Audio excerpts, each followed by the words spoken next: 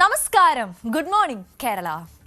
ഇന്ന് ഓഗസ്റ്റ് 6, ചരിത്രത്തിൽ ഒരിക്കലും മറക്കാനാകാത്ത ഒരു ദിവസമാണിത് നമുക്കൊക്കെ. ഹിരോഷിമ ആണവ ബോംബ് ആക്രമണത്തിന്റെ 81ാം വാർഷികമാണ്. 1945 ഓഗസ്റ്റ് 6 രാവിലെ 8:15 രണ്ടാം ലോക മഹായുദ്ധത്തിന്റെ അവസാന ഘട്ടത്തിൽ അമേരിക്ക ജപ്പാനിലെ ഹിരോഷിമ നഗരത്തിന് മുകളിൽ ലിറ്റിൽ ബോയ് എന്ന ആണവ ബോംബ് വർഷിച്ചു. ഏതാനും നിമിഷങ്ങൾക്കുള്ളിൽ തന്നെ ആ നഗരം മുഴുവൻ തകരാനും ഇടയായി. ഏകദേശം 70,000 മുതൽ 80,000 വരെ ആളുകൾ ഉടൻ തന്നെ മരിക്കുന്ന ഒരു സാഹചര്യവും അന്നുണ്ടായി. തുടർന്ന് പരിക്കുകളും വികിരണത്തിന്റെ ദീർഘകാല പ്രത്യാഘാതങ്ങളും ഒക്കെ കാരണം 1945 അവസാനത്തോടെ മരണസംഖ്യ ഏകദേശം 1.4 ലക്ഷമായി ഉയരുകയുണ്ടായി. 3 ദിവസത്തിനു ശേഷം, അതായത് ഓഗസ്റ്റ് 9 നാഗസാക്കിയിലും മറ്റൊരു ആണവ ബോംബ് പതിച്ചു. അതിനു പിന്നാലെ രണ്ടാം ലോക മഹായുദ്ധം അവസാനത്തിലേക്ക് നീങ്ങി. ഇന്ന് ഹിരോഷിമയിൽ എല്ലാ വർഷവും സമാധാന സ്മരണ ചടങ്ങുകൾ നടക്കുന്നു. രാവിലെ 8:15 അതായത് ബോംബ് പതിച്ച അതേ സമയത്ത് ഒരു നിമിഷം മൗനം ആചരിച്ച് ജീവൻ നഷ്ടമായവരെ അനുസ്മരിക്കുന്ന ഒരു ചടങ്ങും നടക്കാറുണ്ട്. ലോകത്താകെ സമാധാനത്തിന്റെയും ആണവായുധരഹിത ഭാവിയുടെയും ഒക്കെ സന്ദേശം ഈ ദിവസം നമ്മളെ ഓർമ്മിപ്പിക്കുന്നു. ചരിത്രം നമ്മളെ പഠിപ്പിക്കുന്ന ഏറ്റവും വലിയ പാഠം ഇതായിരിക്കും: യുദ്ധങ്ങൾ വിജയികളെ സൃഷ്ടിച്ചേക്കാം, പക്ഷേ സമാധാനമാണ് മനുഷ്യരാശിയെ രക്ഷിക്കുന്നത്. ഇന്ന് ഹിരോഷിമയെ ഓർക്കുമ്പോൾ നമ്മുടെ കേരളവും മറ്റൊരു വെല്ലുവിളിയെയാണ് നേരിടുന്നത്: കനത്ത മഴയും പ്രളയ സാഹചര്യവും. പ്രകൃതി ദുരന്തമായാലും യുദ്ധമായാലും ഏറ്റവും വലിയ നഷ്ടം സാധാരണ മനുഷ്യർക്കാണ് ഉണ്ടാവുക. ഇത്തരം സമയങ്ങളിൽ നമ്മൾ കാണുന്നത് മറ്റൊന്നാണ്: മനുഷ്യത്വം. സ്വന്തം സുരക്ഷ പോലും മറന്ന് രക്ഷാപ്രവർത്തനത്തിനൊക്കെ ഇറങ്ങുന്നവർ, പരിചയമില്ലാത്തവർക്ക് ഭക്ഷണവും അഭയവും നൽകുന്നവർ, ഒരു ഫോൺ വിളിക്ക് സഹായവുമായി എത്തുന്നവർ, ഇതൊക്കെയാണ് പ്രതിസന്ധിക്കിടയിലും പ്രതീക്ഷ നമുക്ക് നൽകുന്നത്. ഹിരോഷിമയുടെ ചരിത്രം നമ്മളെ സമാധാനത്തിന്റെ വില പഠിപ്പിക്കുന്നുണ്ടെങ്കിൽ കേരളത്തിന്റെ ഇന്നത്തെ സാഹചര്യങ്ങൾ നമ്മെ മനുഷ്യരായി ഒരുമിച്ച് നിൽക്കുന്നതിന്റെ ശക്തിയാണ് ഓർമ്മിപ്പിക്കുന്നത്. ഈ ദിവസത്തിൽ ദുരിതം അനുഭവിക്കുന്ന എല്ലാവർക്കും നമ്മുടെ പ്രാർത്ഥനയും പിന്തുണയും അറിയിക്കാം. സുരക്ഷിതരായിരിക്കുക, പരസ്പരം കരുതലോടെ കൂടെ ഉണ്ടാവുക. കാരണം ഏത് പ്രതിസന്ധിയും അതിജീവിക്കാൻ മനുഷ്യന്റെ ഏറ്റവും വലിയ ശക്തി എന്നത് മനുഷ്യത്വം തന്നെയാണ്. Welcome back. Achayans Gold presents newsy മോർണിംഗിലേക്ക് എൻ്റെ എല്ലാ പ്രിയ പ്രേക്ഷകർക്കും സ്വാഗതം. ആദ്യം തലക്കെട്ടുകളിലേക്ക്.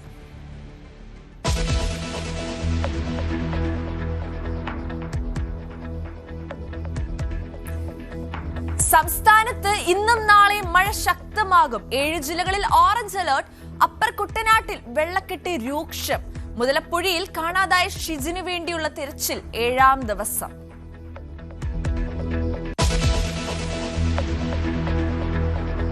മലപ്പുറം പാണക്കാട്ടെ മണ്ണിടിച്ചിലിനെ തുടർന്ന് ജില്ലയിൽ വ്യാപകമായ പരിശോധനയ്ക്ക് ഉത്തരവ്. അനധികൃത ഖനനം തടയുന്നതിനായി പ്രത്യേക സ്ക്വാഡ് രൂപീകരിച്ച് ജിയോളജി വകുപ്പ്. 3 ദിവസത്തിനുള്ളിൽ പരിശോധിച്ച് റിപ്പോർട്ട് നൽകണമെന്ന് നിർദ്ദേശം.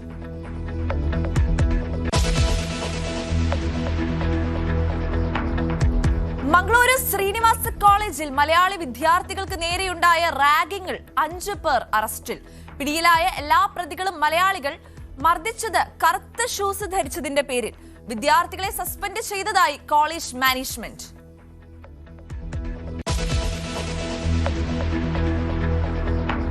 അഭിമന്യു വധക്കേസിൽ തുടർ വിചാരണ നടപടികളിലേക്ക് കോടതി. എറണാകുളം പ്രിൻസിപ്പൽ സെഷൻസ് കോടതി കേസ് ഇന്ന് പരിഗണിക്കും. വിചാരണ വേഗത്തിൽ പൂർത്തിയാക്കി 4 മാസത്തിനകം വിധി പറയണമെന്ന് ഹൈക്കോടതി.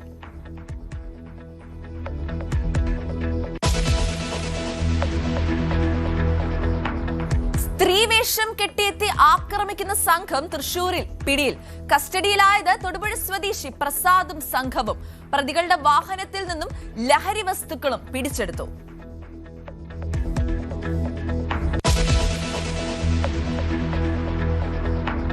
ഹോർമസ് കടലിലേക്ക് ഭാഗികമായി തുറക്കാൻ ധാരണയിലേക്ക് ഇറാനും ഒമാനും.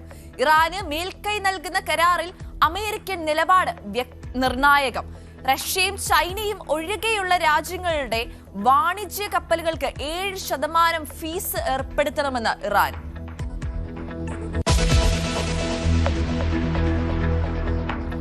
ബംഗ്ലാദേശിലേക്ക് മടങ്ങുമെന്ന് പ്രഖ്യാപിച്ച് ഷെയ്ഖ് ഹസീന. ഏത് പ്രത്യാഘാതവും നേരിടാൻ തയ്യാർ. ഇന്ത്യയുടെ സംരക്ഷണത്തിനും പ്രധാനമന്ത്രി നരേന്ദ്രമോദിക്കും നന്ദി പറഞ്ഞ് ഹസീനയും കുടുംബവും.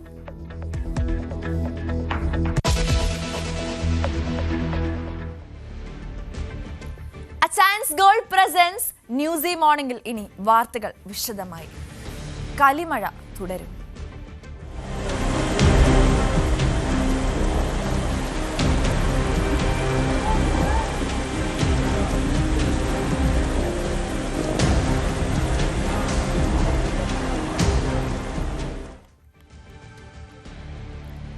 സംസ്ഥാനത്ത് ഇന്നും നാളെയും മഴ ശക്തമാകും എന്നാണ് നമുക്കറിയാൻ സാധിക്കുന്നത്.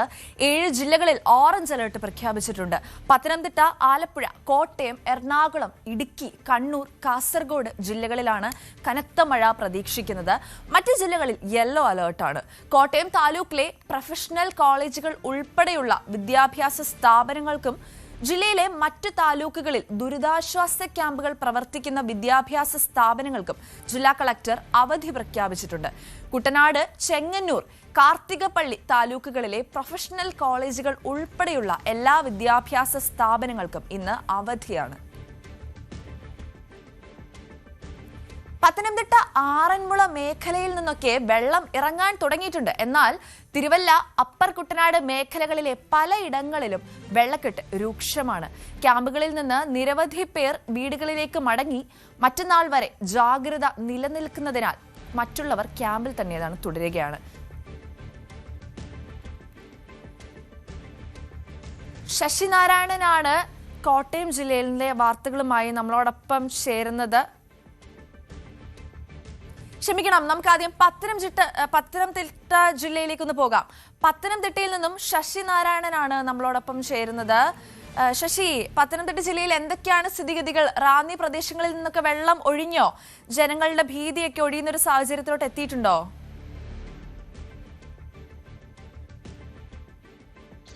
തീർച്ചയായും പത്തനംതിട്ട ജില്ലയിലെ മഴയ്ക്ക് അല്പം ശമനമുണ്ട്. കഴിഞ്ഞ ദിവസം പൂർണ്ണമായും ഒരു മഴ മാറി നിൽക്കുന്ന ഒരു സാഹചര്യം ഉണ്ടായത്. രാത്രി മാത്രമാണ് മഴ പത്തനംതിട്ട ജില്ലയുടെ വിവിധ ഭാഗങ്ങളിൽ ഉണ്ടായത്. റാന്നി പൂർണ്ണമായും വെള്ളം ഇറങ്ങിയ സ്ഥിതിയാണ്. അവിടെ സാധാരണ രീതിയിലേക്ക് ജനജീവിതം മാറിയിരിക്കുന്നു. കാരണം ടൗണിൽ നിന്നെല്ലാം വെള്ളം ഇറങ്ങിയ രീതിയുണ്ട്. എന്തായാലും കടകളും വീടുകളും ഒക്കെ ശുചിയാക്കുന്ന ജോലികളാണ് ഇപ്പോൾ പുരോഗമിക്കുന്നത്. അതിനുശേഷം റാന്നിയിലുള്ളവരൊക്കെ വീടുകളിലേക്ക് മടങ്ങുന്ന ഒരു സാഹചര്യം കൂടിയുണ്ട്. എന്തായാലും ആറന്മുളയിലേക്ക് വരികയാണെങ്കിൽ ആറന്മുള ടൗണിലൊക്കെ നേരത്തെ ഭയങ്കര വെള്ളമായിരുന്നു, വെള്ളക്കെട്ട് രൂക്ഷമായിരുന്നു. സമീപ പ്രദേശങ്ങളിൽ മാത്രമാണ് ചില വെള്ളക്കെട്ടുകൾ ഇപ്പോൾ ഉള്ളത്. എന്തായാലും ആറന്മുളയിലും വെള്ളം ഭാഗികമായി ഇറങ്ങിയ ഒരു സ്ഥിതിയാണ്. ഉള്ളാണ പ്രദേശങ്ങൾ, അതിന്റെ ചുറ്റുപാടുമുള്ള ഗ്രാമങ്ങളിലാണ് വെള്ളക്കെട്ട് ഇപ്പോഴും ഉള്ളത്. അത് നേരിയ തോതിൽ ഇപ്പോഴും നിലനിൽക്കുന്നു എന്നുള്ളതാണ് നമുക്ക് ആറന്മുളയിൽ ഉള്ള സ്ഥിതികൾ പറയാനുള്ളത്. അതേസമയം അപ്പർ കുട്ടനാട് മേഖലയിലെ സ്ഥിതി നേരത്തെ സൂചിപ്പിച്ച പോലെ തന്നെ തിരുവല്ലയിലും പല സ്ഥലങ്ങളിലും, തിരുവനന്തപുരം, അതുപോലെ തന്നെ നിരണം, കടപ്ര തുടങ്ങിയ സ്ഥലങ്ങളിലൊക്കെ ഈ വെള്ളക്കെട്ട് ഇപ്പോഴും തുടരുന്നുണ്ട്. പക്ഷെ വെള്ളം ഇറങ്ങുന്ന ഒരു സാഹചര്യമുണ്ട്. നദിയിലെ ജലനിരപ്പിനും നേരിയ കുറവുണ്ട്. പമ്പാ നദിയിലെ, അച്ചൻകോൽ നദിയിലെയും ജലനിരപ്പ് പൂർണ്ണമായും ഒരു ഭാഗികമായ രീതിയിൽ ഒരു നേരിയ കുറവ് വന്നിട്ടുണ്ട്. അതുകൊണ്ട് തന്നെ മഴ ഇന്നലെയും ഇന്നുമായി വലിയ രീതിയിൽ മഴയില്ല. പക്ഷേ ഇന്നലെ രാത്രി മാത്രമാണ് പത്തനംതിട്ട ജില്ലയിൽ ഒരു മഴ ഉണ്ടായിരുന്നത്. അതും കിഴക്കൻ മലയോര മേഖലകളിലാണ് മഴ ഉണ്ടായിരുന്നത്. അതുമായി ബന്ധപ്പെട്ട് നദിയിലെ ജലനിരപ്പ് ഇതുവരെ ഉയർന്നതായിട്ടുള്ള വിവരങ്ങൾ ഇതുവരെ ലഭിച്ചിട്ടില്ല.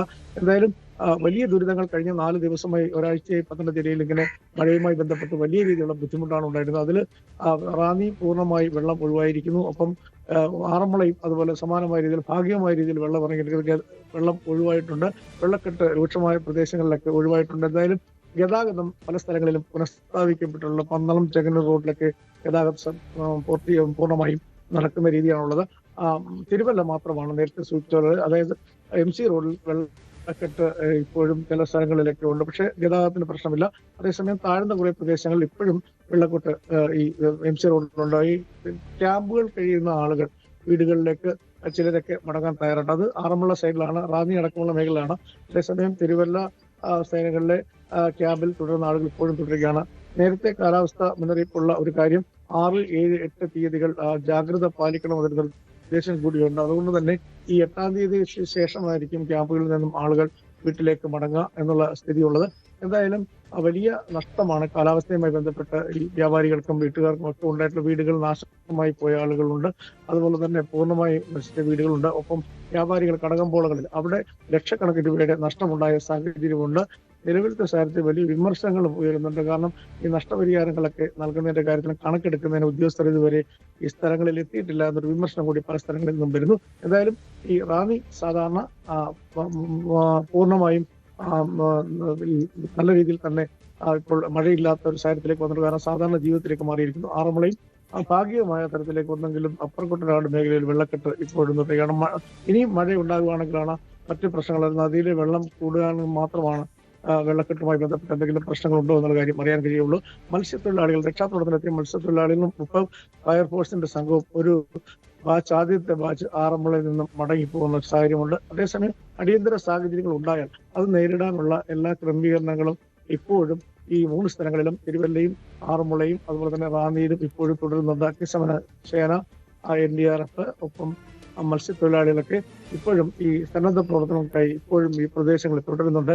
ഫയർഫോഴ്സിന്റെ ഒരു സംഘമാണ്, മറ്റു ജില്ലകളിൽ നിന്നുള്ള സംഘമാണ് കഴിഞ്ഞ ദിവസം ഈ മഴ മാറിയതോടുകൂടി തിരിച്ച് മടങ്ങിയിട്ടുള്ളത്. എന്തായാലും സാധാരണ ജീവിതത്തിലേക്ക് ഈ പ്രദേശത്തിലെ ആളുകൾ മാറുന്നു എന്നുള്ളതാണ് നമുക്ക് ഇന്നലെയും ഇന്നുമായി മഴയുടെ കാലാവസ്ഥയുമായി ബന്ധപ്പെട്ട് പങ്കുവെക്കാനുള്ളത്. നിലവിലുള്ള സാഹചര്യത്തിൽ 3 ദിവസം കൂടി 6, 7, 8 തീയതികൾ ജാഗ്രത പാലിക്കണമെന്ന നിർദ്ദേശം മാത്രമാണ് ഉള്ളത്. ക്യാമ്പുകൾ പ്രവർത്തിക്കുന്ന കോഴഞ്ചേരി താലൂക്കിലെ എല്ലാ സ്കൂളുകൾക്കും അംഗൻവാടി അടക്കമുള്ള എല്ലാ സ്കൂളുകൾക്കും വിദ്യാഭ്യാസ അവധി കൂടി കളക്ടർ ഇന്നലെ പ്രഖ്യാപിച്ചിട്ടുണ്ട്. ശരി, ശശിനാരായണനാണ് പത്തനംതിട്ട ജില്ലയിൽ നിന്നും നമ്മളുമായി ചേർന്നത്. ഏകദേശം ആശങ്ക ഒഴിയുന്നു എന്നുള്ള രീതിക്കുള്ള വാർത്തകളാണ് നമുക്കിപ്പോൾ ലഭിച്ചത്. ജനവാസമൊക്കെ സാധാരണ അവസ്ഥയിലോട്ട് തിരികെ വരുന്നു, വെള്ളക്കെട്ടൊക്കെ കുറഞ്ഞു തുടങ്ങി, ദുരിതാശ്വാസ ക്യാമ്പുകളിൽ നിന്നൊക്കെ ആളുകൾ പതിയെ മാറി തുടങ്ങിയിട്ടുണ്ട്. എങ്കിലും ദുരിതാശ്വാസ ക്യാമ്പുകൾ പ്രവർത്തിക്കുന്ന കോഴഞ്ചേരി പോലെയുള്ള സ്ഥലങ്ങളിലൊക്കെ ഇപ്പോഴും ചില താലൂക്കുകളിലൊക്കെ ഇപ്പോഴും ഇന്നും വിദ്യാഭ്യാസ സ്ഥാപനങ്ങൾക്കൊക്കെ അവധിയുണ്ട്. പക്ഷെ എന്നാൽ പോലും ചെറിയ മഴ ഇപ്പോഴും ഉണ്ട്. എന്നാലും ആശ്വാസകരമായ വാർത്തകളാണ് നമ്മളിപ്പോൾ അറിഞ്ഞത്. ഇനി നമുക്ക് കോട്ടയം ജില്ലയിലെ അവസ്ഥ എന്താണെന്ന് അറിഞ്ഞിട്ട് വരാം. കോട്ടയം ജില്ലയിൽ കനത്ത മഴയ്ക്ക് ശമനം വന്നതോടെ പ്രധാന വഴികളിൽ നിന്നൊക്കെ വെള്ളം ഇറങ്ങി തുടങ്ങിയിട്ടുണ്ട്. ജില്ലയുടെ പടിഞ്ഞാറൻ മേഖലകളിലെ താഴ്ന്ന പ്രദേശങ്ങളിൽ ഇപ്പോഴും വെള്ളക്കെട്ട് തുടരുന്ന ഒരു സാഹചര്യവുമുണ്ട്. പ്രധാന നദികളിൽ എല്ലാം ജലം മുന്നറിയിപ്പ് നിരപ്പിലും താഴേക്ക് എത്തിയിട്ടുമുണ്ട്. കോട്ടയത്ത് നിന്നും കൂടുതൽ വിശദാംശങ്ങളുമായി ശ്രീജിത്താണ് നമ്മളുമായി ചേരുന്നത്. ശ്രീജിത്ത്, കോട്ടയം ജില്ലയിൽ വലിയ രീതിക്കുള്ള വെള്ളക്കെട്ട് രൂപപ്പെട്ടിരുന്നു ഈ അടുത്ത ദിവസങ്ങളിൽ. ഒരുപാട് നാശനഷ്ടം ഉണ്ടായതായി നമുക്കറിയാൻ സാധിച്ചിരുന്നു. ഇപ്പോൾ എന്താണ് അവസ്ഥ? ഇന്നലെ രാത്രിക്ക് അവിടെ മഴയുണ്ടായിരുന്നോ?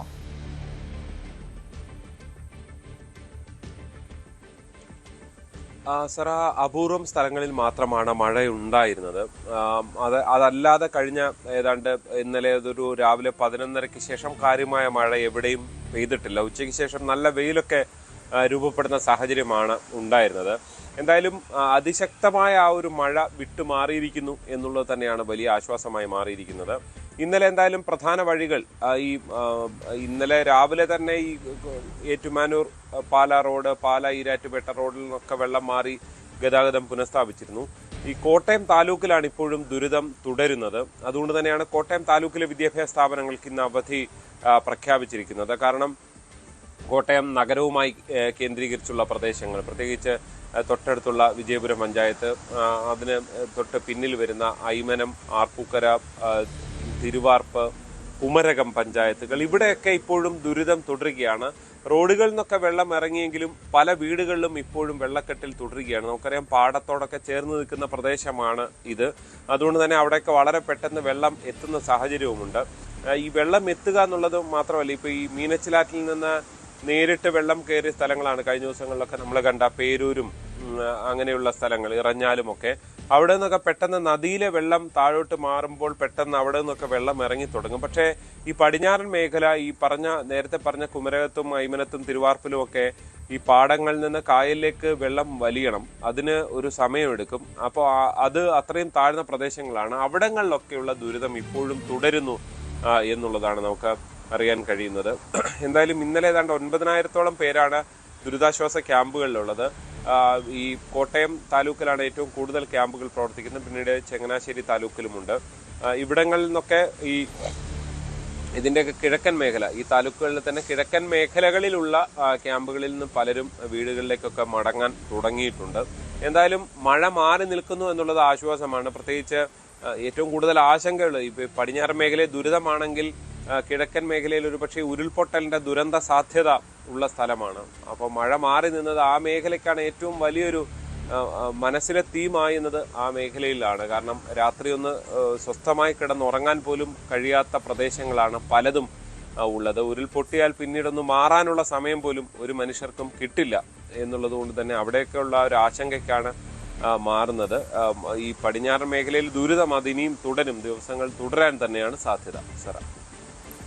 അതെ, ജി ശ്രീജിത്താണ് നമ്മളുമായി കോട്ടയം ജില്ലയിലെ വാർത്തകൾ പങ്കുവച്ചത്. ഈ പറഞ്ഞതുപോലെ കോട്ടയം ജില്ലയിൽ ഇന്നലെ ഉച്ചയ്ക്ക് ശേഷം വലിയ മഴ പെയ്തിട്ടില്ല. പക്ഷെങ്കിൽ പോലും ചില താലൂക്കുകളിൽ ഉള്ള ചില പ്രദേശങ്ങൾ, അതായത് അയ്മനം, തിരുവാർപ്പ് പോലെയുള്ള പ്രദേശങ്ങളിൽ ഇപ്പോഴും മഴക്കെടുതി തുടരുന്നു എന്നാണ് നമുക്കറിയാൻ സാധിക്കുന്നത്. കാരണം ഈ പറഞ്ഞതുപോലെ മീനച്ചിലാറുമായി ബന്ധപ്പെട്ട് വെള്ളം കയറിയിട്ടുള്ള പ്രദേശങ്ങളിൽ മീനച്ചിലാറ്റിൽ വെള്ളം ഇറങ്ങുന്നതിനോടൊപ്പം തന്നെ ഈ മഴക്കെടുതിക്കൊക്കെ അല്ലെങ്കിൽ വെള്ളക്കെട്ടിനൊക്കെ ഒരു ശമനം ഉണ്ടാകും. പക്ഷെങ്കിൽ പോലും ഈ കായൽ പ്രദേശങ്ങൾ, കായലിൽ നിന്ന് വെള്ളം കയറിയിട്ടുള്ള പ്രദേശങ്ങളിലൊക്കെ വെള്ളം ഇറങ്ങാൻ സമയമെടുക്കുമെന്നാണ് നമുക്കറിയാൻ സാധിക്കുന്നത്. എന്തായാലും ഒരുപാട് താലൂക്കുകളിൽ ഇന്നും കോട്ടയത്ത് അവധിയാണെന്ന് നമുക്കറിയാൻ സാധിക്കുന്നു.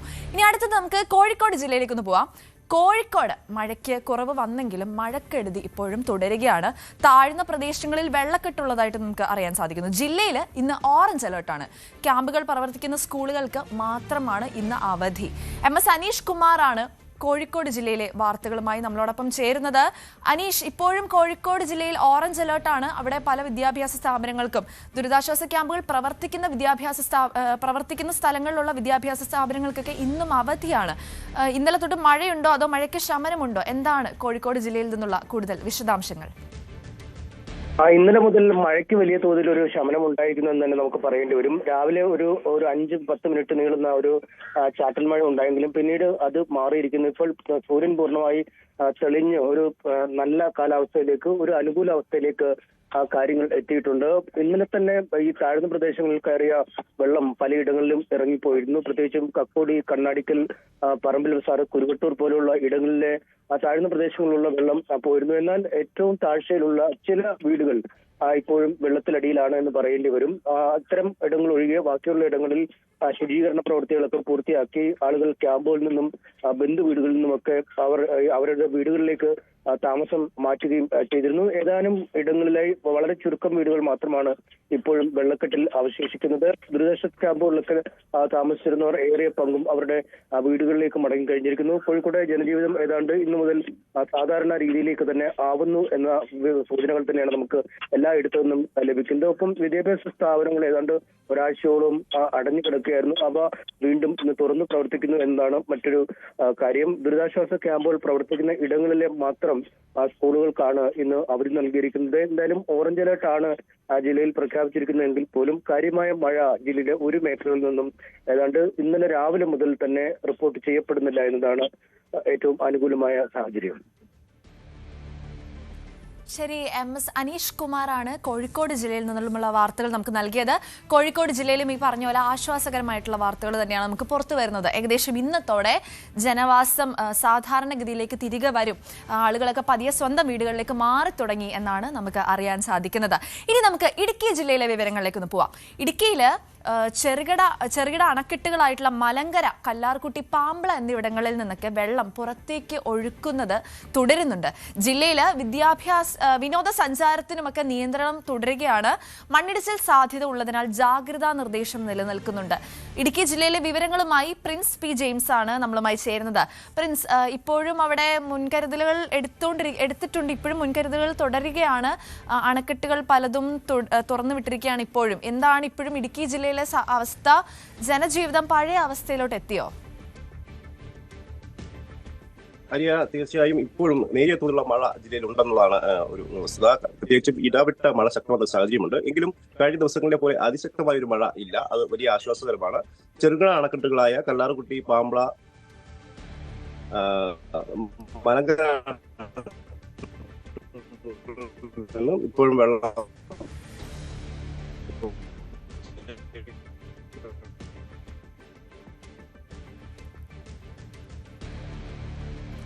പ്രിൻസ് പി ജെയിംസ് അല്പം സമയത്തിനകം നമ്മളുമായി ചേരുന്നതായിരിക്കും.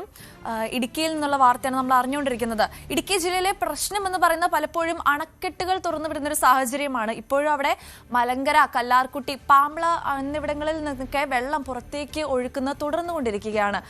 അതുകൊണ്ട് തന്നെ അവിടെ നിന്നൊക്കെ വെള്ളം ഒഴിയാൻ സമയമെടുക്കാനും സാധ്യതയുണ്ട്.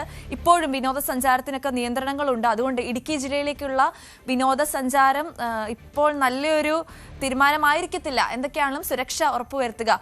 പ്രിൻസ് ബി ജെയിംസ് നമ്മളുമായി ചേരുന്നു.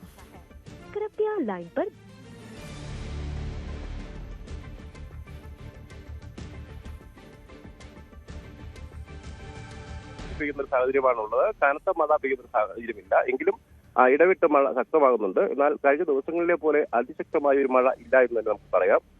ഒപ്പം ജില്ലയിലെ ചെറുകിട അണക്കെട്ടുകളായ മലങ്കര, കല്ലാർകുട്ടി, ഈ പാമ്പള അണക്കെട്ടുകളിൽ നിന്ന് വെള്ളം പുറത്തേക്ക് ഒഴുക്കുന്നത് തുടരുകയാണ്. കഴിഞ്ഞ ദിവസങ്ങളിൽ നിന്നൊക്കെ വ്യത്യസ്തമായി പുറത്തേക്ക് ഒഴുകുന്ന വെള്ളത്തിന്റെ അളവ് കുറച്ചിട്ടുണ്ട്. ഒപ്പം കഴിഞ്ഞ ദിവസം വരെ ഇരട്ടയാർ അണക്കെട്ടും റെഡ് അലേർട്ട് നിരക്കിലായിരുന്നു. എന്നാൽ ഇപ്പോൾ ഇരട്ടയാറിലെ ജലനിരപ്പ് അല്പം താഴ്ന്നിട്ടുണ്ട്. ഇടുക്കി, മുല്ലപ്പെരിയാർ തുടങ്ങിയ പ്രധാന അണക്കെട്ടുകളിലേക്ക് നീരൊഴുക്ക് അതിശക്തമാണെങ്കിലും കഴിഞ്ഞ വർഷത്തെ ഈ സമയത്തെ അപേക്ഷിച്ച് ഇപ്പോഴും ഈ പ്രധാന അണക്കെട്ടുകൾ, അതായത് ഇടുക്കി പോലുള്ള അണക്കെട്ടുകളിൽ വെള്ളം വലിയ തോതിൽ കുറവ് തന്നെയാണ് എന്നാണ് വസ്തുത. കഴിഞ്ഞ വർഷം ഈ സമയം ഉണ്ടായതിനേക്കാൾ വലിയ തോതിൽ വെള്ളം ഇപ്പോഴും കുറവുണ്ട്. കഴിഞ്ഞ ഏതാനും ദിവസങ്ങളായാണ് നീരൊഴുക്ക് പ്രധാന അണക്കെട്ടുകളിലേക്ക്, പ്രത്യേകിച്ചും മുല്ലപ്പെരിയാറിലേക്കും ഇടുക്കിയിലേക്കുമുള്ള നീരൊഴുക്ക് ശക്തമായി വർദ്ധിച്ചിട്ടുള്ളത്. എങ്കിലും കഴിഞ്ഞ മൺസൂൺ സീസണിൽ, പ്രത്യേകിച്ചും കഴിഞ്ഞ വർഷത്തെ ജൂൺ ജൂലൈ സീസണുകളിലൊക്കെ ഉണ്ടായിരുന്ന ഒരു നീരൊഴുക്ക് ഇതുവരെയും ഈ പ്രധാന അണക്കെട്ടുകളിലേക്ക് ഉണ്ടായിട്ടില്ല. ഇപ്പോൾ നിലവിൽ ജില്ലയിലെ പ്രവർത്തകർ, അതായത് ദുരിതാശ്വാസ ക്യാമ്പുകളിലൊക്കെ ആളുകൾ ഉണ്ടെങ്കിൽ പോലും സാധാരണഗതിയിലേക്ക് മാറിയിട്ടുണ്ട്. പ്രധാന പാതകളിലടക്കം ഗതാഗതം പൂർണ്ണമായും പുനഃസ്ഥാപിക്കാനുള്ള ഒരു സാഹചര്യം ഉണ്ടായിട്ടുണ്ട്. അപ്പം സ്കൂളുകൾ ഇന്നു മുതൽ തുറന്ന് പ്രവർത്തിക്കുന്നുണ്ട്. ക്യാമ്പുകൾ പ്രവർത്തിക്കുന്ന സ്കൂളുകൾക്ക് മാത്രമാണ് ഇപ്പോൾ അവധിയുള്ളത്. മറ്റ് സ്കൂളുകളൊക്കെ ഇന്ന് തുറന്ന് പ്രവർത്തിക്കുന്ന ഒരു സാഹചര്യമാണുള്ളത്.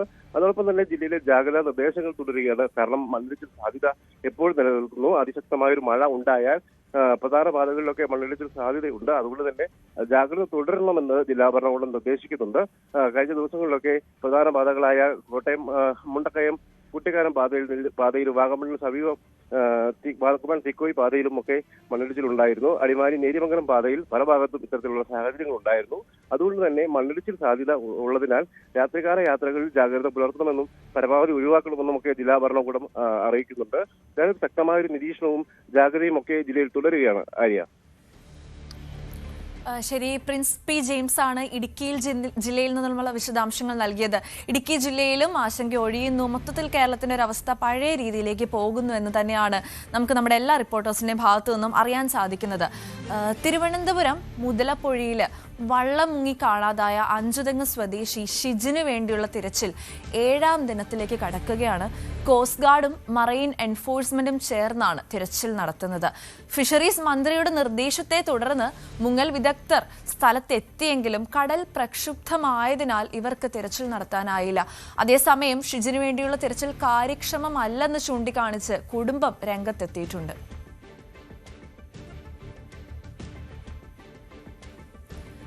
ഇനി നമുക്ക് മലപ്പുറം ജില്ലയിലേക്കൊന്ന് പോവാം. മലപ്പുറം ജില്ലയിൽ പാണക്കാട് വലിയ തോതിലുള്ളൊരു മണ്ണിടിച്ചിലുണ്ടായിരുന്നു. ഈ മണ്ണിടിച്ചിലുണ്ടായതിന്റെ പശ്ചാത്തലത്തിൽ ജില്ലയിൽ വ്യാപകമായ പരിശോധനയ്ക്ക് ഉത്തരവ് വന്നിട്ടുണ്ട്.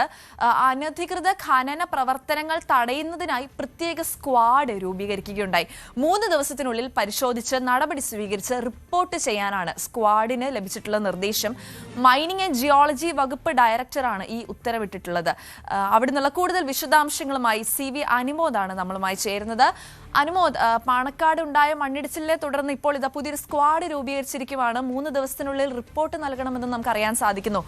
എന്തൊക്കെയാണ് ഇതിനെ സംബന്ധിച്ചുള്ള കൂടുതൽ വിശദാംശങ്ങൾ?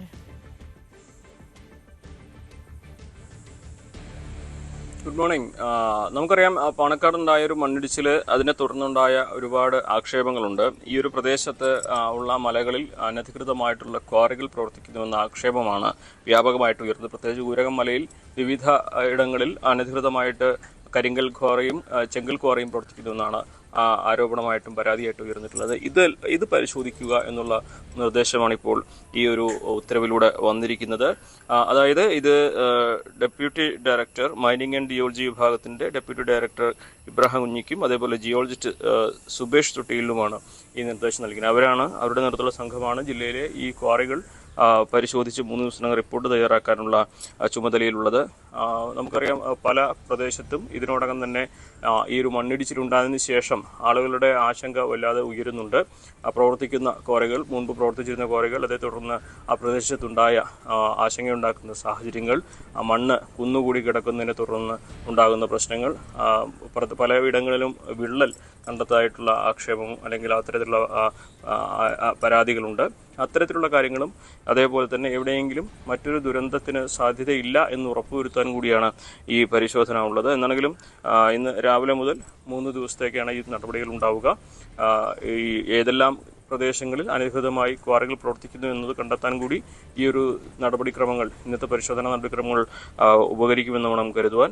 എന്തായാലും രാവിലെ തന്നെ അധികൃതരുടെ ഭാഗത്തുനിന്നുള്ള ഈ നടപടികൾ, ഈ പരിശോധനാ നടപടികൾ ആരംഭിക്കും. മലപ്പുറം ജില്ലയിൽ നിന്നും നമ്മളുമായി ചേർന്നത് അനധികൃതമായിട്ടുള്ള ക്വാറികൾ, അവിടെയുള്ള മൈനിങ് ഒക്കെ തടയാൻ വേണ്ടിയിട്ടുള്ള ഒരുക്കങ്ങളാണ് ഇപ്പോൾ അവിടെ ഇനി അടുത്ത 3 ദിവസം നടക്കാൻ പോകുന്നത്.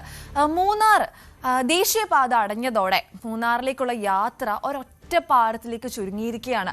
തകർന്ന കൈവരികളുള്ള ഇടുങ്ങിയ പാലത്തിലൂടെയാണ് ഇപ്പോൾ ആയിരക്കണക്കിന് ആളുകളുടെ യാത്ര.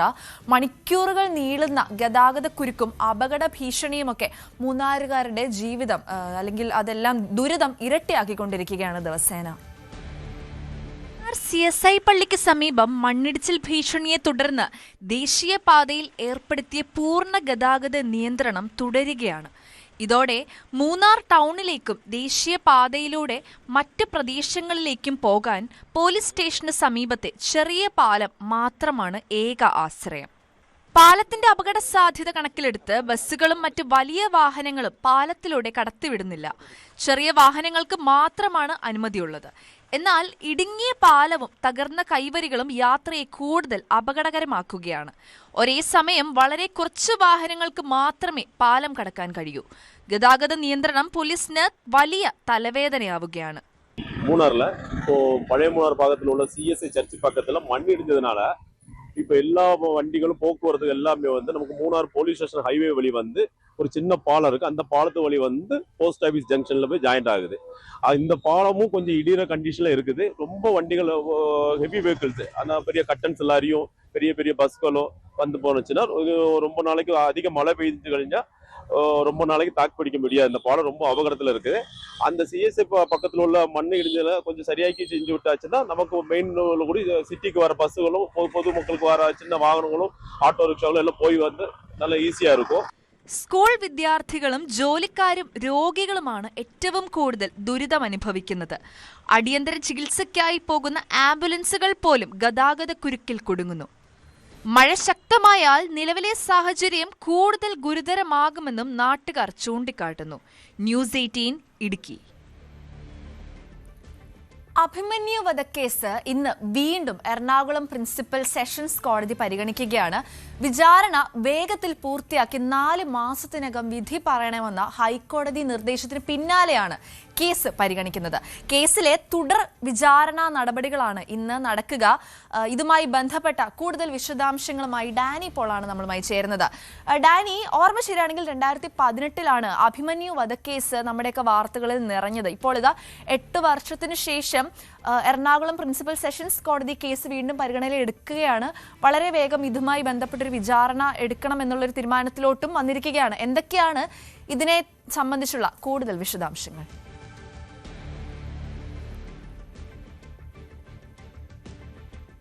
കേസ് ഹൈക്കോടതിയുടെ നിർദ്ദേശം വന്നിരുന്നു. ഹൈക്കോടതി ഈ കേസിൽ വിചാരണ നടപടികൾ അനന്തമായി നീണ്ടുപോകുന്നതടക്കമുള്ള കാര്യങ്ങൾ ചൂണ്ടിക്കാണിച്ചുകൊണ്ട് ഈ കൊല്ലപ്പെട്ട അഭിമന്യുവിൻ്റെ മാതാവ് ഭൂപതി കോടതിയെ സമീപിക്കുകയും ചെയ്തിരുന്നു. ഇതിനെ തുടർന്ന് ഹൈക്കോടതി ഇക്കാര്യത്തിൽ ഇടപെട്ടുകൊണ്ട്, ഈ കേസിൽ ഇടപെട്ടുകൊണ്ട് വിചാരണ നടപടികൾ വേഗത്തിൽ പൂർത്തിയാക്കുക, ഒരു 4 മാസ കാലയളവ് കൊണ്ട് വിചാരണ നടപടികൾ പൂർത്തിയാക്കാനടക്കം നിർദ്ദേശം നൽകുകയായിരുന്നു. കേസിൽ 16 പ്രതികളാണുള്ളത്. മുഴുവൻ പ്രതികളെയും പിടികൂടിയിരുന്നു. 1-ാം പ്രതി അടക്കമുള്ളവർ ഈ അടുത്തിടെയാണ്, കുറച്ച് നാൾ മുമ്പാണ് ഇനി അടക്കം പിടികൂടുകയും ചെയ്യുന്നത്. അപ്പോൾ പിന്നീട് അതിൻ്റെ ഒരു സ്വാഭാവികമായ രീതിയിലുള്ള ഒരു വൈകൽ വന്നു എന്നടക്കമുള്ള കാര്യങ്ങളാണ് പിന്നീട് കോടതി അടക്കം ചൂണ്ടിക്കാണിച്ചത്. പക്ഷേ ഈ കേസിൽ വിചാരണ നടപടികൾ വൈകുന്നു എന്നതാണ് കുടുംബത്തിൻ്റെതായ വന്നിരിക്കുന്ന ഒരു വിമർശനം. ഇതിൽ ഹൈക്കോടതിയുടെ ഇടപെടലുണ്ടായതിനെ തുടർന്നാണ് ഇപ്പോൾ അതിനുശേഷം പിന്നീട് സെഷൻസ് കോടതിയിലേക്കാണ് ഇപ്പോൾ ഈ കേസിൻ്റെ വിചാരണ നടപടികൾ തുടർന്ന് നടക്കുന്ന കോടതിയിൽ ഇന്ന് പിന്നീട് ആ കോടതി ഇടപെടലിന് ശേഷം അത് പരിഗണിക്കുകയാണ്. ഏതായാലും പ്രതികളെ കുറ്റപത്രം വായിച്ച് കേൾപ്പിക്കൽ അടക്കമുള്ള കാര്യങ്ങൾ അതിൻ്റെ ഒരു പൂർണ്ണതയിലേക്ക് എത്താനുണ്ട്. കഴിഞ്ഞ തവണ മുഴുവൻ പ്രതികളെയും തന്നെ കോടതിയിൽ ഹാജരാക്കുകയും ചെയ്തിരുന്നു. ഇതിനുശേഷം ഇന്നും മുഴുവൻ പേരും എത്തും, കുറ്റപത്രം പൂർണ്ണമായും വായിച്ച് കേൾപ്പിക്കും എന്നത് ആ ഒരു നടപടി ഇന്നുണ്ടാകുമെന്നാണ് നമ്മൾ പ്രതീക്ഷിക്കുന്നത്. ഇതിനുശേഷം അതിൻ്റെ ഒരു വിചാരണ നടപടികളിലേക്ക് കടക്കുകയും ചെയ്യുമെന്നാണ്. വളരെ പ്രമാദമായ ഒരു കേസ്, വളരെയധികം സംസ്ഥാനത്ത് ചർച്ച ചെയ്യപ്പെട്ട ഒരു കേസ് കൂടിയായിരുന്നു. 2018 ഇവിടെ മഹാരാജാസ് കോളേജിൽ വിദ്യാർത്ഥിയായിരുന്ന SFI നേതാവായിരുന്ന അഭിമന്യുവിനെ ക്യാമ്പസിനകത്ത് ഉണ്ടായ സംഘർഷത്തിൽ ക്യാമ്പസ് ഫ്രണ്ട് പ്രവർത്തകർ അടക്കം ചേർന്ന് അഭിമന്യുവിനെ കുത്തിക്കൊലപ്പെടുത്തുകയായിരുന്നു എന്നാണ് കേസ്. ആ കേസിനെ തുടർന്ന് പിന്നീട് വലിയ രീതിയിലുള്ളൊരു അന്വേഷണവും കാര്യങ്ങളും എല്ലാം പോകുമ്പോഴും പലപ്പോഴും ഈ പ്രതികളെ മുഴുവനായിട്ട് പിടികൂടാൻ കഴിഞ്ഞില്ല എന്ന ആക്ഷേപമടക്കം നിലനിന്നിരുന്നു. പിന്നീട് ഈ കേസിൻ ഒന്നാം പ്രതി അടക്കം പിന്നീട് തുടർന്ന് നടത്തിയ അന്വേഷണത്തിലാണ് നാളുകൾക്ക് ശേഷം ഒന്നാം പ്രതി അടക്കം പിടികൂടുകയും ചെയ്യുന്നത്. എന്തായാലും ഇന്ന് കേസ് ഹൈക്കോടതിയുടെ നിർദ്ദേശം വന്നതിന് ശേഷം വീണ്ടും കീഴ്ക്കോടതി ഈ കേസ് പരിഗണിക്കുന്നൊരു ദിവസം കൂടിയാണ്. 16 പ്രതികളെയും ഇന്ന് ഹാജരാക്കുമെന്ന് തന്നെയാണ് പ്രതീക്ഷിക്കുന്നത്. ശരി, ഡാനി പോളാണ് അഭിമന്യു വധക്കേസുമായി ബന്ധപ്പെട്ടുള്ള കൂടുതൽ വിശദാംശങ്ങൾ നമുക്ക് നൽകിയത്. KSRTC MDക്ക് ഹൈക്കോടതിയുടെ അന്ത്യശാസനം. DA കുടിശ്ശിക ചോദ്യം ചെയ്തുള്ള ഹർജിയിൽ മറുപടി നൽകണം, ഇല്ലെങ്കിൽ സെപ്റ്റംബർ 15 നേരിട്ട് ഹാജരാകണമെന്നും ഹൈക്കോടതി നിർദ്ദേശം നൽകി. നിരവധി അവസരങ്ങൾ നൽകിയിട്ടും ഹർജിയിൽ മറുപടി നൽകിയിരുന്നില്ല. ഈ സാഹചര്യത്തിലാണ് ഹൈക്കോടതിയുടെ കർശന നിർദ്ദേശം. സ്ത്രീവേഷം കെട്ടിയെത്തി ആളെ ആക്രമിക്കാൻ ശ്രമിച്ച സംഘം പിടിയിൽ. തൊടുപുഴ സ്വദേശിയും നിരവധി ക്രിമിനൽ കേസുകളിൽ പ്രതിയുമായ പ്രസാദിനെയാണ് ദുരൂഹ സാഹചര്യത്തിൽ പോലീസ് കസ്റ്റഡിയിലെടുത്തത്. സ്ത്രീവേഷം കെട്ടി ഗുരുവായൂരിൽ പണപ്പിരിവ് നടത്തിയിരുന്ന പ്രതിയുടെ സുഹൃത്ത് ആദർശിനെയും ടെമ്പിൾ പോലീസ് പിടികൂടിയിരുന്നു. പ്രസാദിന്റെ കൂട്ടാളികളായ ബിനീഷ്, ഷാഹിദ് അലി, സ്റ്റീഫൻ എന്നിവരെയും വാഹന പരിശോധനയ്ക്കിടെ അവരും പിടിയിലായിട്ടുണ്ട്. ദുരൂഹ സാഹചര്യത്തിൽ കണ്ട പ്രതികളുടെ വാഹനത്തിൽ നിന്നും കഞ്ചാവ് അടക്കമുള്ള ലഹരി വസ്തുക്കളും കണ്ടെത്തി.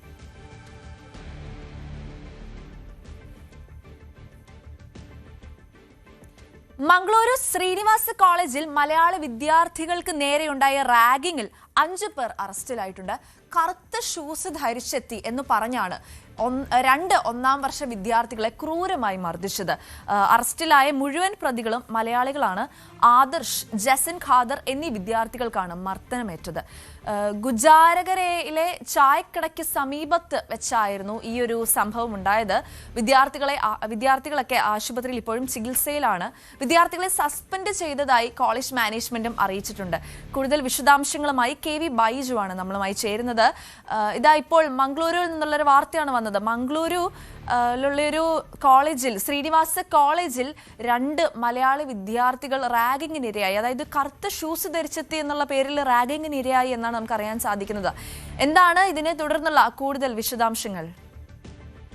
ഇപ്പോൾ കോഴിക്കോട്, തൃശൂർ സ്വദേശികളായ ആദർശ്, ജസീൻ ഖാദർ എന്നിവരെ ക്രൂരമായി, അതായത് ഇവർ റാഗിങ്ങിന് വിധേയമായി അതോടൊപ്പം മർദ്ദനത്തിനും വിധേയമായി. ഈ കേസിലാണ് ഇപ്പോൾ 5 പേരുടെ അറസ്റ്റ് മംഗളൂരു പാണ്ഡേശ്വര പോലീസ് രേഖപ്പെടുത്തിയിരിക്കുന്നത്.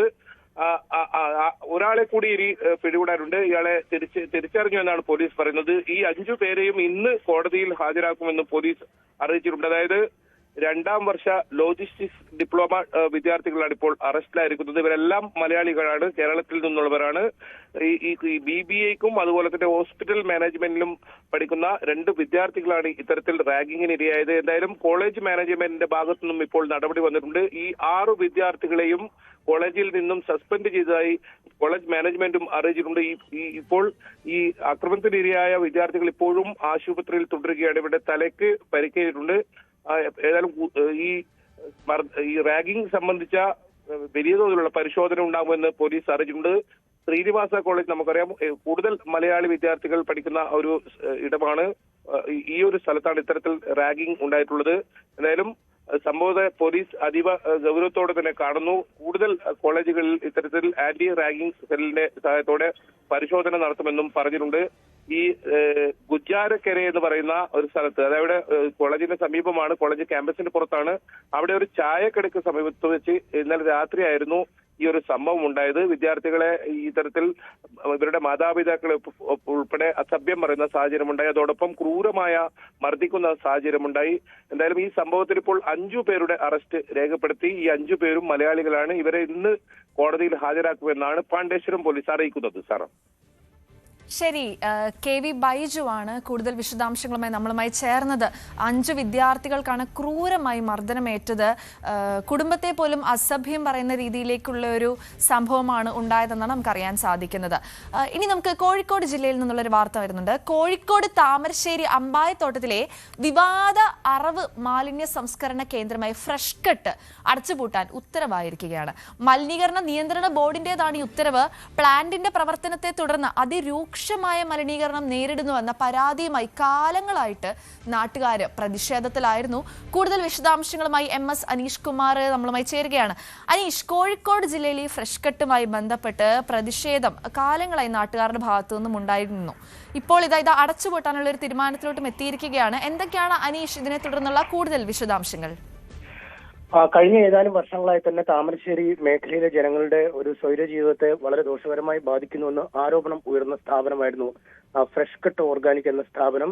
കോഴിക്കോട് ജില്ലയിലെ ഇറച്ചി മാലിന്യങ്ങൾ, പ്രത്യേകിച്ച് ഈ കോഴിയിറച്ചിയുടെ മാലിന്യങ്ങൾ സംസ്കരിക്കുന്നതിനുള്ള ഏക കേന്ദ്രമായിരുന്നു. അത്തരത്തിൽ നൂറുകണക്കിന് ടൺ മാലിന്യമാണ് ഇത്തരത്തിൽ പല സ്ഥാപനങ്ങളിൽ നിന്ന്, പല ഇറച്ചിക്കടകളിൽ നിന്നായി ഇവിടേക്ക് എത്തിക്കൊണ്ടിരുന്നത്. ഇതേ തുടർന്ന് ജനങ്ങളുടെ ഒരു സാധാരണ ജീവിതം തടസ്സപ്പെട്ട നിലയിലാണ് എന്ന ആരോപണം വളരെ നാളുകളായി തന്നെ ഉയരുന്നുണ്ട്. രൂക്ഷമായ ഗന്ധമാണ്. പ്രത്യേകിച്ചും ഈ കോഴി മാലിന്യം ചൂടാക്കിയ ശേഷമാണ് ഒരു പ്രത്യേക സംസ്കരണ പ്രക്രിയയിലൂടെയാണ് ഇത് മാലിന്യം വളമാക്കി മാറ്റുന്നത്. അത്തരം ഈ സംസ്കരണം നടക്കുന്ന, അതായത് അവിടുത്തെ ഒരു കുക്കിംഗ് എന്ന പേരിൽ അറിയപ്പെടുന്ന ഒരു പ്രക്രിയയാണ്. ഇത് നടക്കുന്ന സമയത്ത് രൂക്ഷമായ ഗന്ധം അന്തരീക്ഷത്തിലേക്ക് വരികയും ആളുകൾ പലരും രോഗബാധിതരാവുകയും ചെയ്യുന്നു എന്നൊക്കെയുള്ള ആരോപണം ഉയരുകയും ചെയ്തു. ഇതേ തുടർന്ന് നേരത്തെ ഏതാനും മാസങ്ങൾക്ക് മുമ്പ് ഈ ഫ്രഷ് കട്ടിലേക്ക് നാട്ടുകാർ നടത്തിയ മാർച്ച് വലിയ തോതിൽ അക്രമാസക്തമാവുകയും ഫാക്ടറിക്ക് തീയിടുകയും ഫാക്ടറിയിലെ യന്ത്ര സംവിധാനങ്ങളൊക്കെ തകരാറിലാക്കുകയും ചെയ്തു. ഇതേ തുടർന്ന് ഫാക്ടറിയുടെ പ്രവർത്തനം കുറച്ചു നാളത്തേക്ക് നിലച്ചെങ്കിലും പിന്നീട് കോടതിയുടെ ഉത്തരവടക്കം ലഭിച്ചതോടുകൂടി ഇവർ പ്രവർത്തനം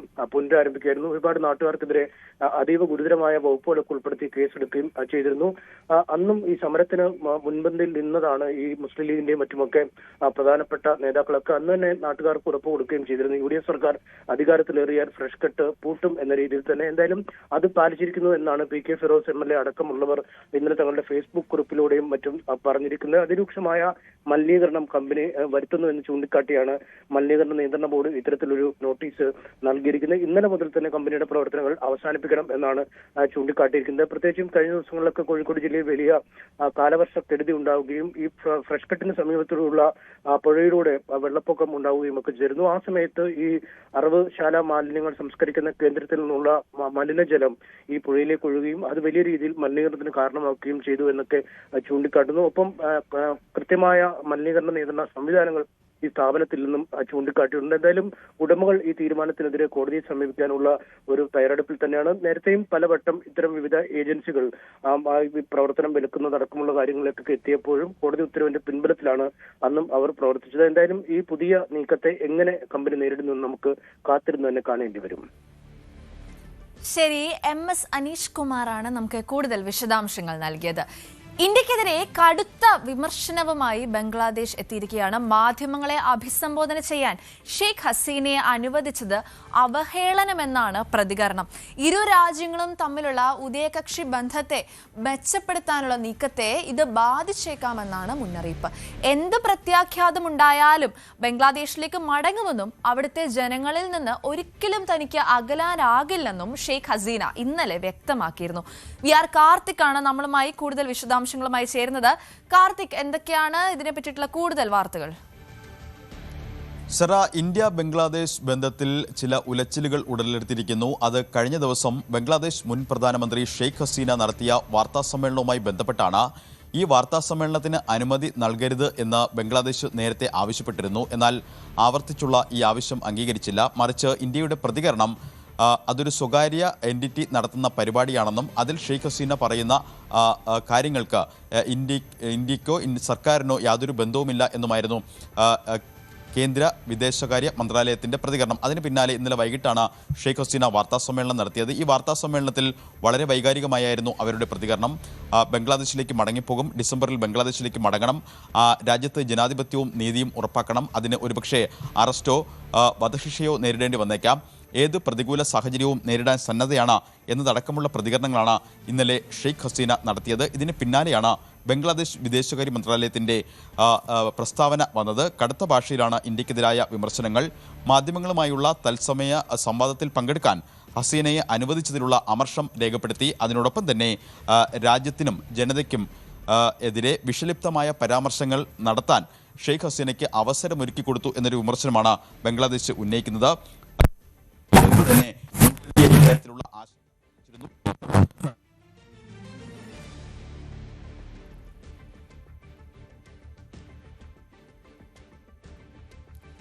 അതെ, ഇന്ത്യക്കെതിരെ കടുത്ത വിമർശനവുമായിട്ടാണ് ബംഗ്ലാദേശ് ഇപ്പോൾ രംഗത്തെത്തിയിരിക്കുന്നത്. മാധ്യമങ്ങളെ അഭിസംബോധന ചെയ്യാൻ ഷെയ്ഖ് ഹസീനയെ അനുവദിച്ചത് അവഹേളനമെന്നാണ് പ്രതികരണം എത്തിയിരിക്കുന്നത്. ഇരു രാജ്യങ്ങളും തമ്മിലുള്ള ഉഭയകക്ഷി ബന്ധത്തെ മെച്ചപ്പെടുത്താനുള്ള നീക്കത്തെ ഇത് ബാധിച്ചേക്കാമെന്നും മുന്നറിയിപ്പ് ലഭിച്ചു. എന്ത് പ്രത്യാഘാതമുണ്ടായാലും ബംഗ്ലാദേശിലേക്ക് മടങ്ങുമെന്നും അവിടുത്തെ ജനങ്ങളിൽ നിന്ന് ഒരിക്കലും തനിക്ക് അകലാനാകില്ലെന്നുമാണ് ഷെയ്ഖ് ഹസീന ഇന്നലെ പറഞ്ഞത്. എന്തായാലും ഇതിനെ തുടർന്നുള്ള കൂടുതൽ വിശദാംശങ്ങൾ നമ്മൾ കാത്തിരിക്കുകയാണ്. VR കാർത്തിക് ഇപ്പോൾ തന്നെ നമ്മളുമായി ചേരും.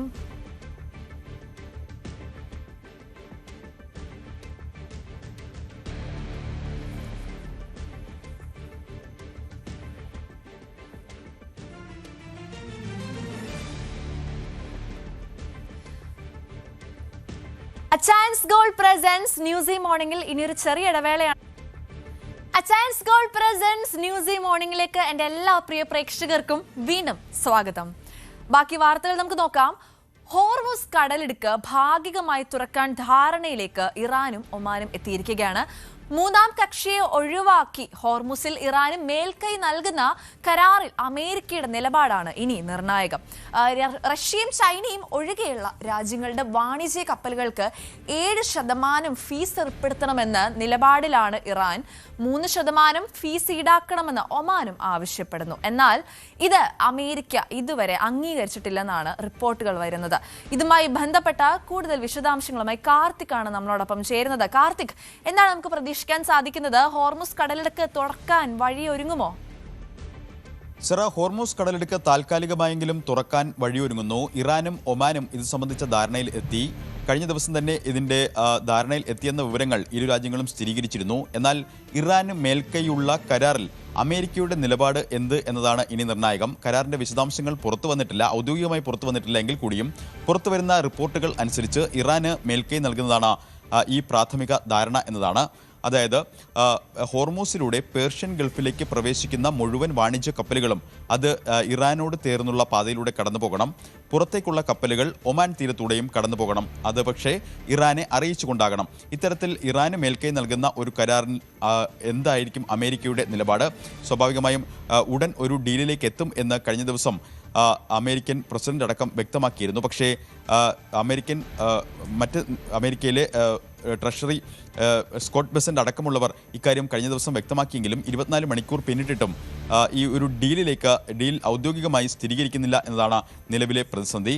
അതിന് പ്രധാന കാരണം പ്രാഥമിക ധാരണയിൽ ഫീസ് സംബന്ധിച്ച വ്യവസ്ഥകൾ ഇല്ല എങ്കിലും 60 ദിവസത്തിനപ്പുറം ഹോർമൂസിൽ ഫീസ് ഈടാക്കാനുള്ള നിലപാടിലേക്ക് ഇറാൻ പോകുന്നു എന്നതാണ് പുറത്തുവരുന്ന റിപ്പോർട്ടുകൾ. അതായത് ചൈനയും റഷ്യയും ഒഴികെയുള്ള രാജ്യങ്ങൾക്ക് 7% ഫീസ് ഈടാക്കാൻ ഉള്ള നീക്കത്തിലാണ് ഇറാൻ ഉള്ളത്. ഒമാനും സമാനമായ അഭിപ്രായമാണ് പങ്കുവയ്ക്കുന്നത്. അതായത് ഒമാൻ തീരത്തൂടെ കടന്നു പോകുന്ന കപ്പലുകൾക്ക് 3% ഫീസ് ഈടാക്കണം എന്നൊരാവശ്യം അവർ മുന്നോട്ട് വയ്ക്കുന്നു. എന്നാൽ കഴിഞ്ഞ 60 വർഷമായി ഹോർമൂസിൽ സാഹചര്യം ഇതായിരുന്നില്ല. സ്വതന്ത്ര ജലപാതയായിരുന്നു.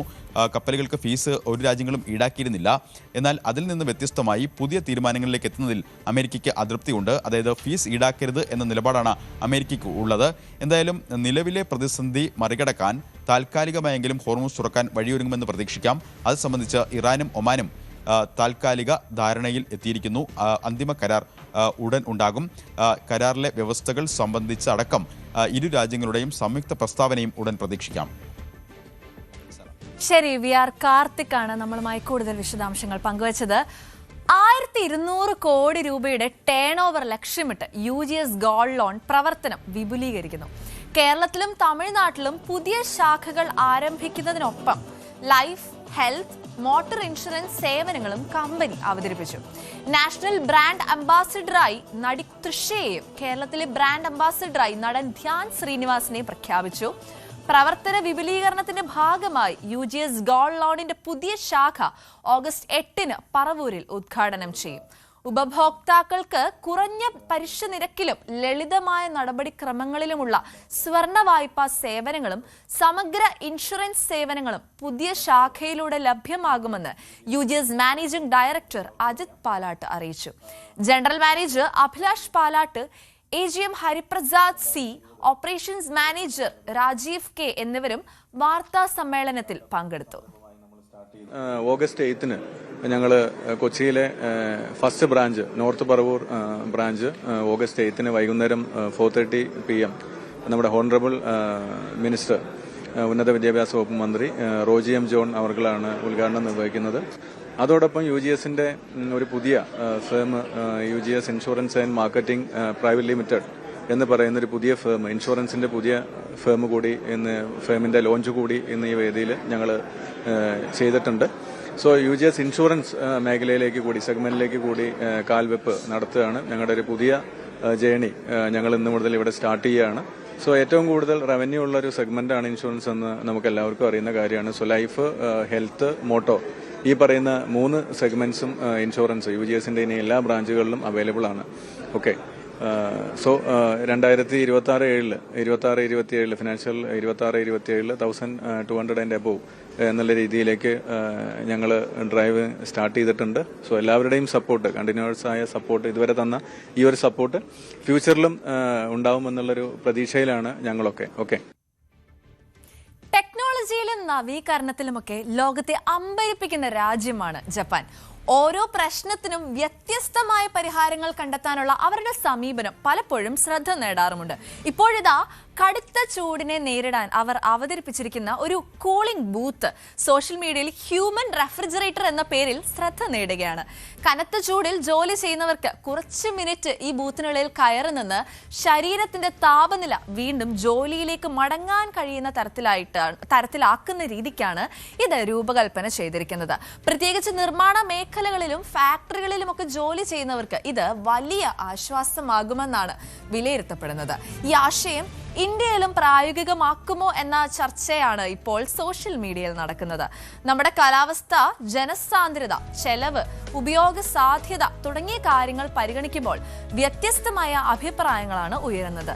ചിലർ ഇത്തരം സാങ്കേതിക സംവിധാനങ്ങൾ ആവശ്യമാണ് എന്ന് പറയുമ്പോൾ മറ്റു ചിലർ തണൽ മരങ്ങൾ വർദ്ധിപ്പിക്കുന്നതും പൊതുസ്ഥലങ്ങളിൽ കൂടുതൽ വിശ്രമ സൗകര്യങ്ങൾ ഒരുക്കുന്നതുമാണ് കൂടുതൽ പ്രായോഗികമായ പരിഹാരമെന്നും അഭിപ്രായപ്പെടുന്നു. എന്തായാലും കാലാവസ്ഥാ വ്യതിയാനവും ഉയരുന്ന താപനിലയുമൊക്കെ ലോകമെമ്പാടും പുതിയ വെല്ലുവിളികൾ സൃഷ്ടിക്കുന്ന ഈ സാഹചര്യത്തിൽ തൊഴിലാളികളുടെ ആരോഗ്യവും സുരക്ഷയും മുൻനിർത്തിയുള്ള ഇത്തരം നവീകരണങ്ങൾ കൂടുതൽ പ്രാധാന്യം നേടുകയാണ്. ജപ്പാന്റെ ഈ ആശയവും ആ മാറ്റത്തിന്റെ ഭാഗമായാണ് ശ്രദ്ധിക്കപ്പെടുന്നത്.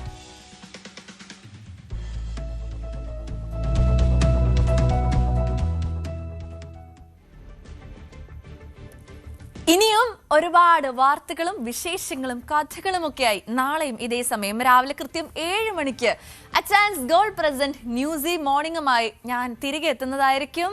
ഇന്നിപ്പോൾ ന്യൂസി മോർണിംഗ് ഇവിടെ അവസാനിക്കുന്നു. ദിസ് ഇസ് സെറാമിയ ഐസൻ സൈനിങ് ഓഫ്.